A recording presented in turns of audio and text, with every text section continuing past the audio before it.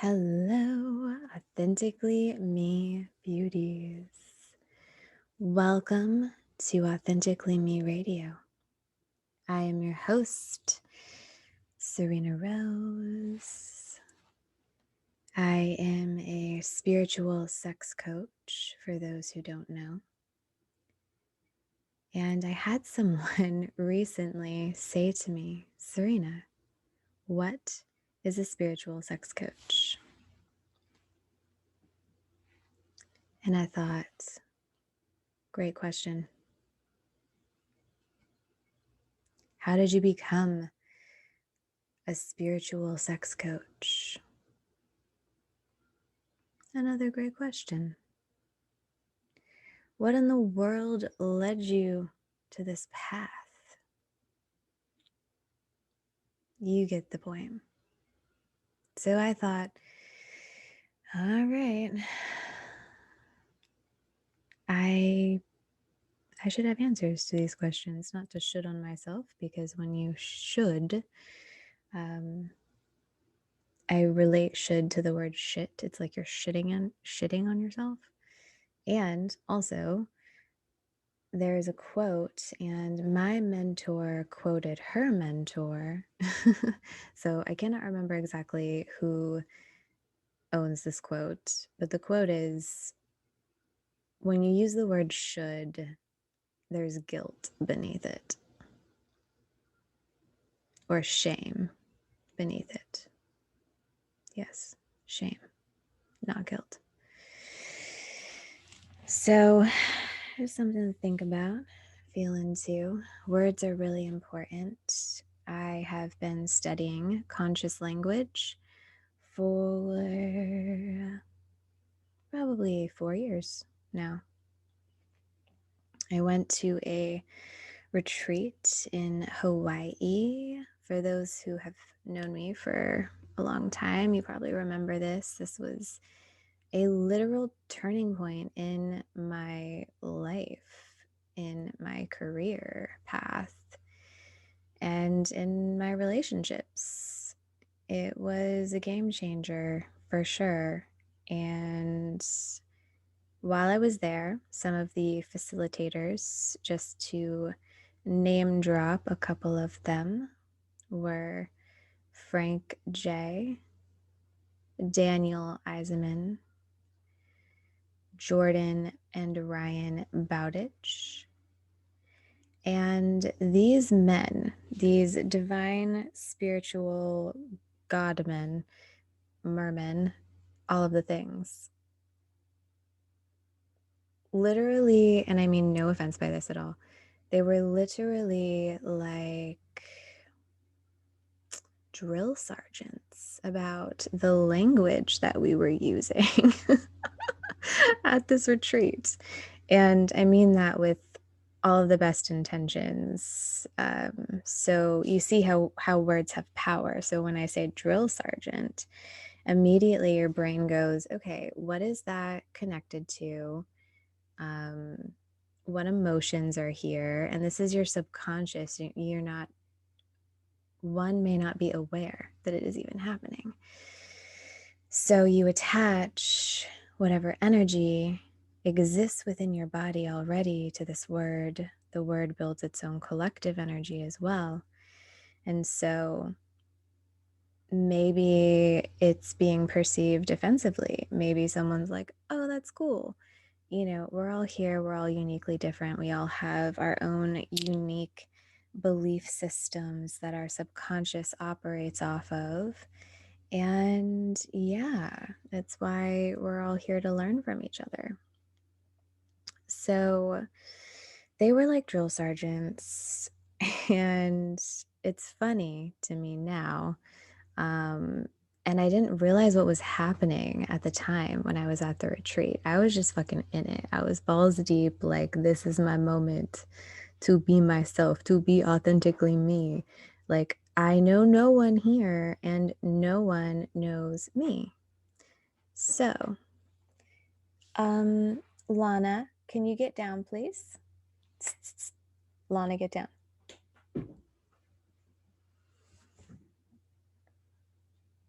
Balls. my soundboard has fallen over because the cat climbed onto it.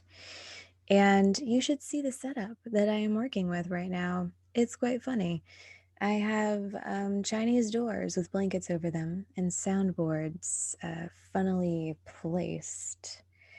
And I am excited to upgrade my equipment for this podcast because I am just so excited to continue to speak with you all and share with you all. And I just want to take this moment to whoever is here listening to say thank you. Thank you so much for being here and listening. And if you enjoy my voice, if you enjoy this podcast, I invite you to share it with your friends, with your family, with your social media following, whatever it may be. I'm going to fix my soundboard now and then jump back in to the podcast. And I don't know if I'm going to edit this out or not because this is authentic. Like, nothing is fucking perfect and it takes time. And I trust the medicine of the animals. I trust the medicine of the now. And this cat climbing the soundboard and knocking it over is Spirit's way of saying, this is important shit. That's something that I teach people who come to me and want to learn how to read cards. I invite them to embrace whatever it is that is happening in the moment. The animal spirits, the noises, babies crying, police sirens, because fucking the world doesn't stop. The world is going, you know what I mean? So there's medicine in every moment for us. And then I'm also simultaneously a perfectionist, and I love for it to sound good, and I love for things to look pretty. It's just part of who I am. It is true. My arm's killing me from holding this soundboard. For those of you who don't know, I have a YouTube channel that doesn't have very many views, but I'm okay with it. The medicine reaches the people how it reaches the people. But you should see me holding the soundboard right now with my arm. It's funny. Plus, you get to see my beautiful face. So I invite you to tune into YouTube and visit Authentically Me Radio.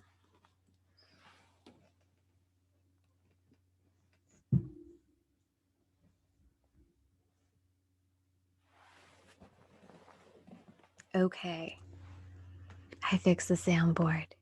I hope that you enjoyed your moment of silence and breath. Perhaps you needed a moment to digest everything that I was saying about our language and how we use our words and how words are important. And I was explaining to you my experience with discovering conscious language and being at a retreat in Hawaii and the drill sergeants.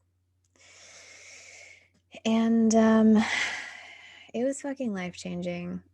I fell in love literally with the power of language, and not only what it does on a physiological level, how, we respond to it, how our brain responds to it, how our body responds to it, and like hacking the brain. It's also so cool because of spirit. And we cast spells with our words. Our words hold a frequency of sound. The sound is very close to our hearts.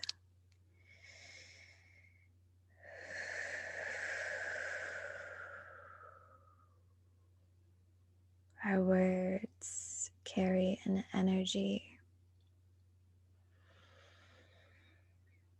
Not only when you speak are you speaking to yourself, your body, to those around you.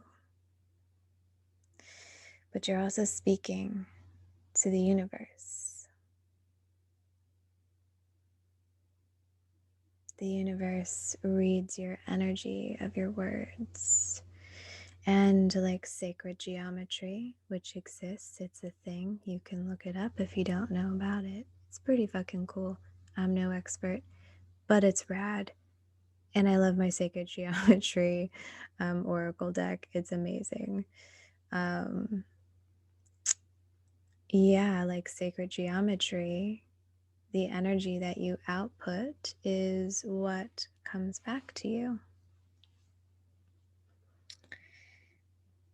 So even right there, like me saying it's what comes back to you when you do this and you, I'm saying you. So I am projecting energy onto you and to your field. So this is one of the biggest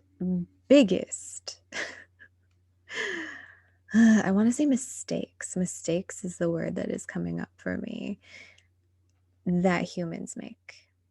Because when you perpetually project upon one another, then you're staying in loops and cycles. And I'm not casting this upon you, it's just the energetics of what is and what is happening.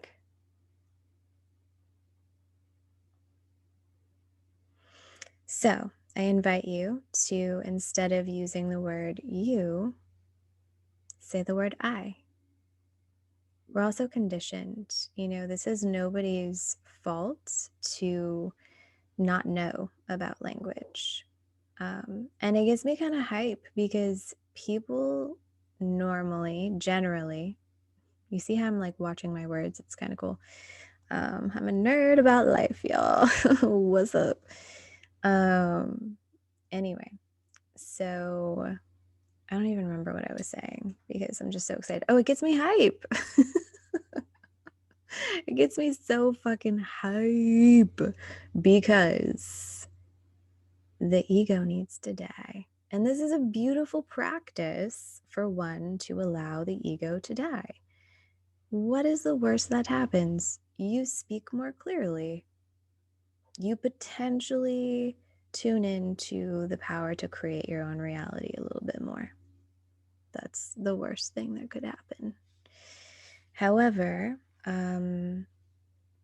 humans tend to struggle with the ego dying. I'm human. I know I fucking struggle with it all the time. David and I are like, let the ego die, as a reflection to one another when we sense the other's ego is around, and having some challenges.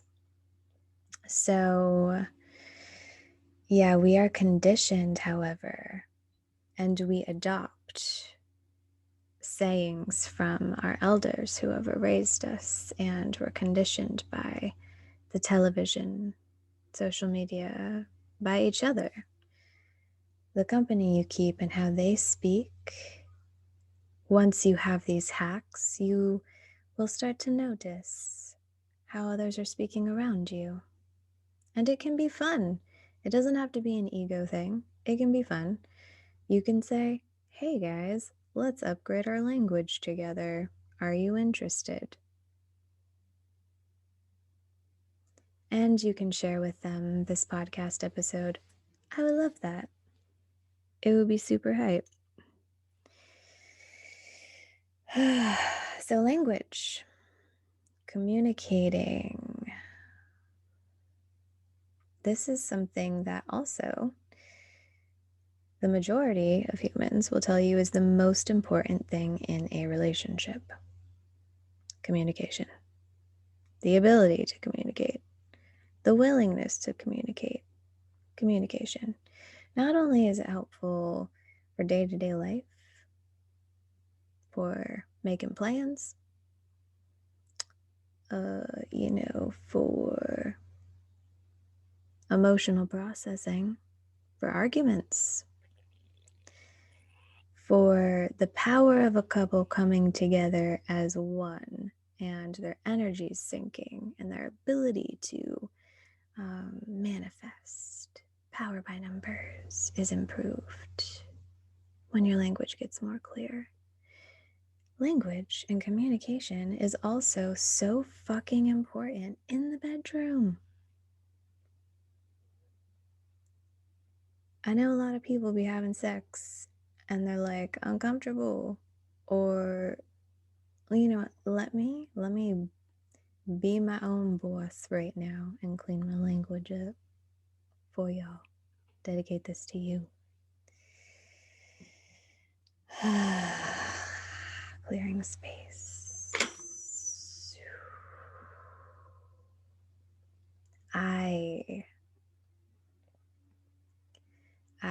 I mean to speak from the I perspective. Allow me to own my feelings, to own my experiences.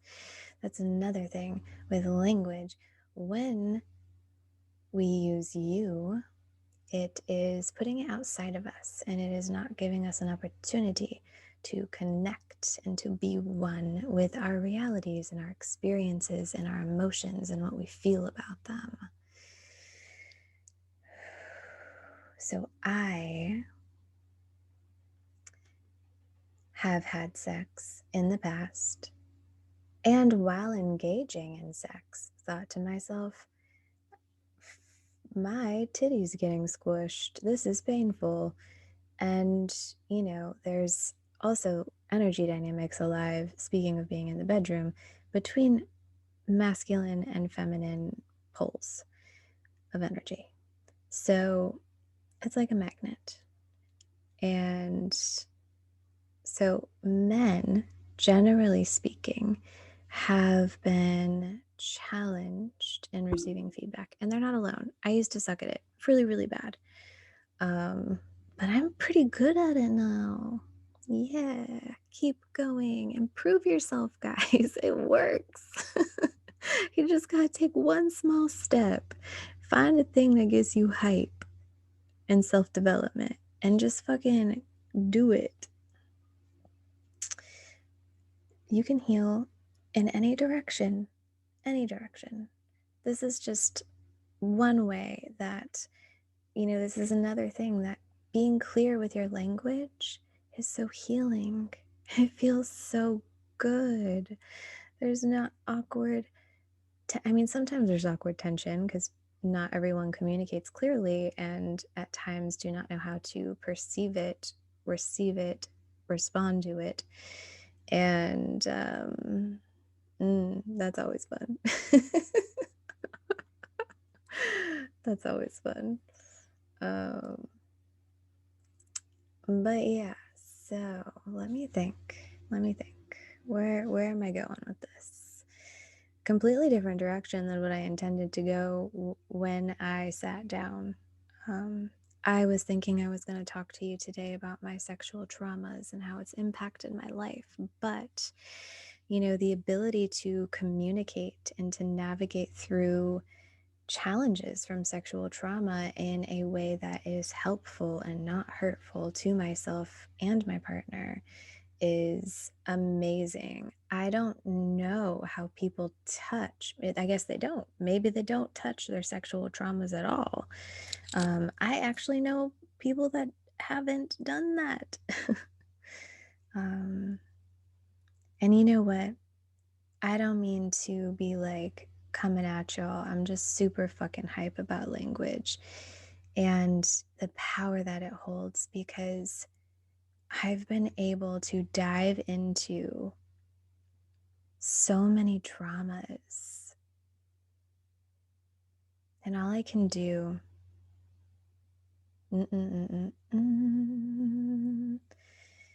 what I get to do, yeah, that feels better, you see? You help yourself feel better all the time because my body hears it. My body's like, I get to. Rawr. I get to do this. How empowering. Yeah, it feels good. And whatever resistance one may have, that can exist. Perhaps you don't have any resistance and you're like, fuck yeah. If that's the case, I invite you to visit the show notes of this episode because there will be links to some of my favorite books to help with communication.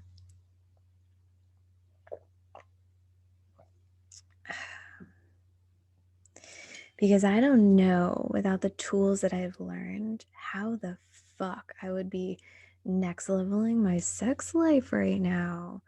We're working through some shit, and guess what? It's mostly my shit. Oh god, it makes me want to cry. It is. It is. I'm gonna own it. It's mine. And your homegirl, she experienced a lot of traumas in her life. I was raped when I was 4. I was molested when I was 12.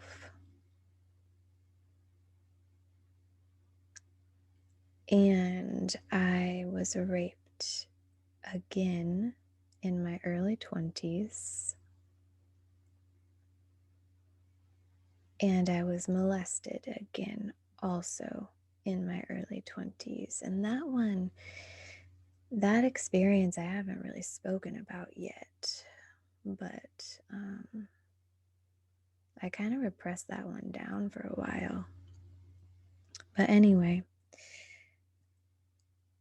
those traumas are on top of severe emotional abuse.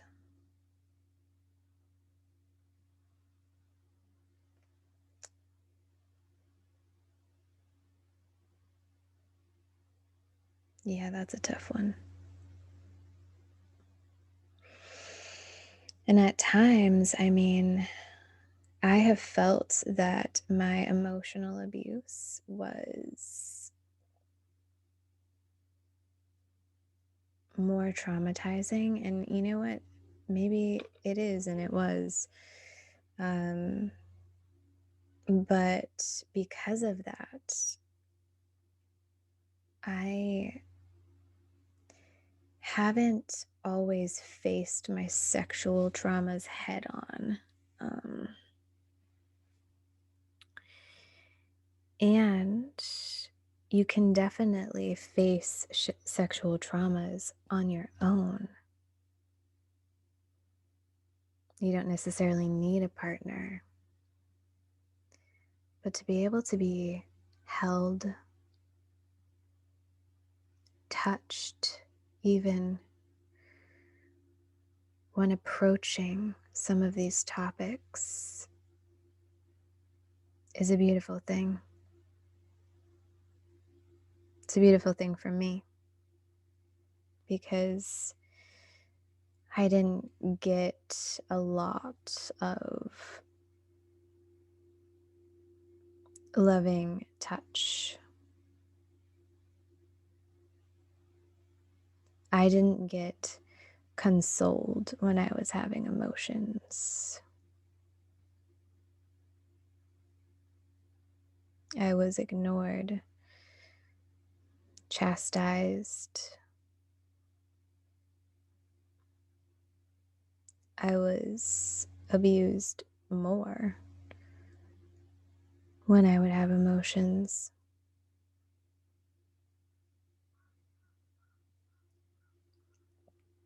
I was ignored. I don't know if I said that one. Maybe I did. I don't even know. It's deep, y'all. And so for a long time, I haven't head on done the sexual trauma work. I've done a lot on my own. And that's a whole nother topic. There's so much available for healing. Like I said, you just pick something and you get to pick something if you choose to and allow it to help you. And language has helped me have the tools to navigate certain things. It has helped me feel empowered in my ability to navigate them because I trust myself to hold myself in a safe little container of emotional safety. And that's another thing, like communication and your language can be used as a one-stop shop boundary tool. You get to use words as your boundaries, and as you're speaking them, you can envision the words just sealing a boundary.